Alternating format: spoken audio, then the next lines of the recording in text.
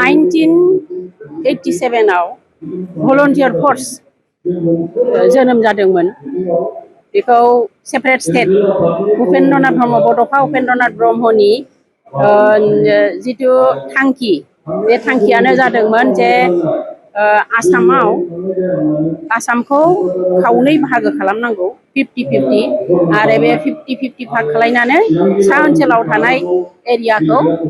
बर'फोरनि थाखाय separate state Bodoland separate state नांगौ होननानै जोङो सोमावसारदोंमोन 1986 निफ्रायनो 1986 सननिफ्राय बे आन्दलना आरम्भ जादों आरो कन्टिनिउ बे 1993 सिम बे आन्दलना थांबाय थादों आरो बे समाव भलन्टियार फर्सआ गुबै रल लादोंमोन आरोखि सिङाव थानानै भलन्टियार फर्स हिसाबै बे संगठना माने बे सेपारेट स्टेटनि जि आन्दलन बे आन्दलनखौ जाहाथे जाफुङो बे जाफुंनायाव बिस्रा बिराद गिदिर बिफाव बिसोर होदोंमोन दानिया मोनसे समाव जोङो अलखदाव गोग्लैनानै 1993 आव जोङो बिएसि सुक्ति खालायनांबाय उफाय गैयैयाव जों बे बिएसि सुक्तिखौ खालामनांदों बे सुक्तियाव जोंहा जिखिनि मोननांगौ दङमोन बे गासै मोननांगौ दफाफोरखौ जोङो माने सानस्लाबनो हास्लाबाखिसै आरो ओंखायनो किसुमान खामानिया बाद थालांदों मेइनलि डिमार्केसन सिमा गैयामोन आरो बेनि थाखाय बेवहाय जेनेरेल इलेक्सन फाथिनो हायाखिसै आरो बे जेनेरेल इलेक्सन फाथिनो हायैयाव खामानि मावफुंनायाव एसे गोरोन्थि जाबाय असुबिदा जालांबाय आरो बे असुबिदा जानायनि थाखाय बेजों जाफुंनाय नंला होननानै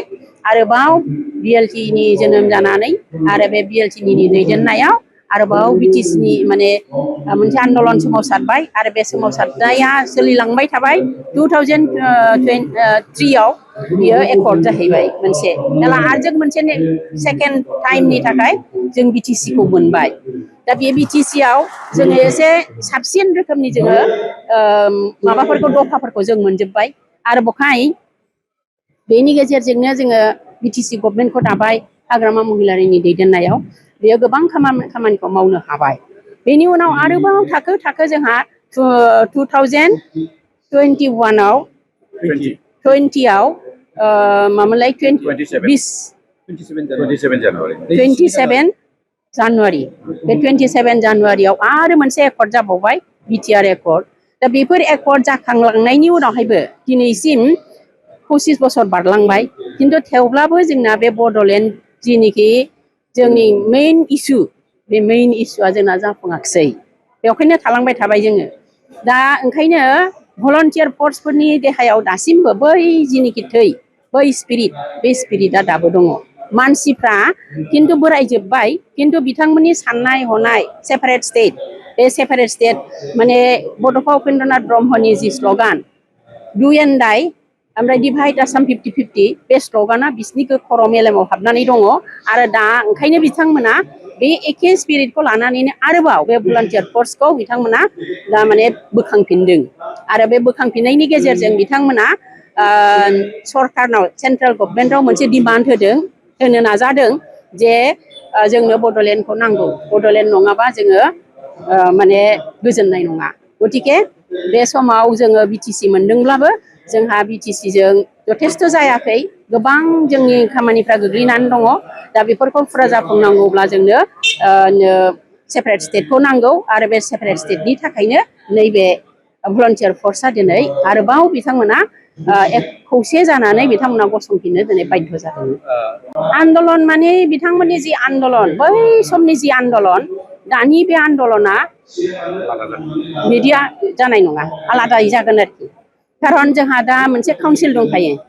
जोंना मेइन टारगेटआ जाहैगोन दा जों काउन्सिलखौ प्रेसार होनांगोन काउन्सिलनि नेतृत्वफोरखौ जों हमनांगोन काउन्सिलखौ प्रेसार होनायजों लोगो लोगो आरोबाव जोङो सेन्ट्रेल गभर्नमेन्टआवबो जोङो प्रेसार हैनांगोन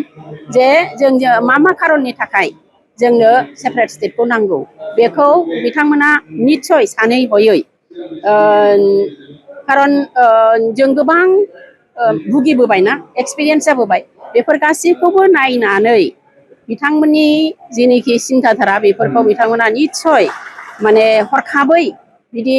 मास गेदारिं बा हरखाबै बेबायदि माने बै आगोलनि बायदि आन्दलन बेबायदि खालामनाङाबो जानो हागौ बिथांमोना माने गणतान्त्रिक भाबै आन्दलन खालामलांगोन आरो गणतान्त्रिक भाबै बिथांमोना गावसिनि मोननांगौखिनिखौ गभर्नमेन्टनि खाथियाव बिथांमोना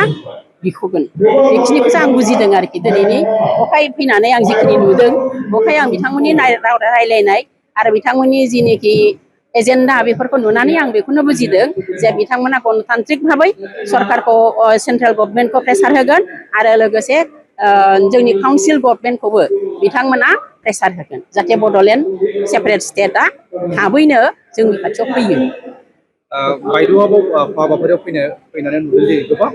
आगुनि जोंनि सोमावसारगिरि बिथांमोना बाहागो लादों बाव राजखान्थिया सानाल'से बड'लेण्डनि सिमाखौ लानानै खौसेयै ज' जादों सोमावसारगिरिफ्रा माबायदि